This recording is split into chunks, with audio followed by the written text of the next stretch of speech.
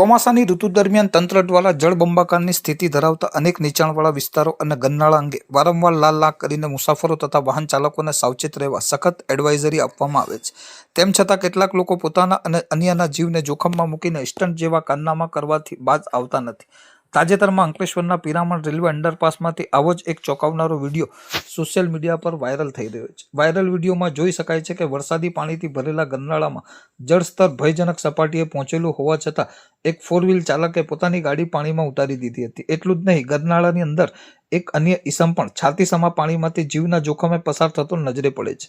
સ્થાનિક તંત્ર દ્વારા સતત એલર્ટ આપવા છતાં વાહન ચાલકની આ પ્રકારની ઘોર બેદરકારી જોઈને લોકો પણ આશ્ચર્ય વ્યક્ત કરી રહ્યા છે કે આટલી ચેતવણીઓ છતાં લોકો આટલું મોટું રિસ્ક કેમ લેતા હશે। ગરનાળામાં બંધ પડેલી કે અટવાઈ ગયેલી કાર મોટી દુર્ઘટના સર્જી શકી હોત, પરંતુ સદનસીબે મોટી જાનહાનિ ટળી હતી।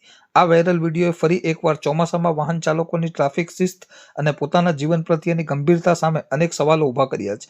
ત્યારે સ્થાનિકો દ્વારા પણ આવા જોખમી ગરનાળાઓ આગળ કડક બેરિકેડિંગ અને સુરક્ષા જવાનો ગોઠવવામાં આવે તેવી માંગ ઉઠી છે।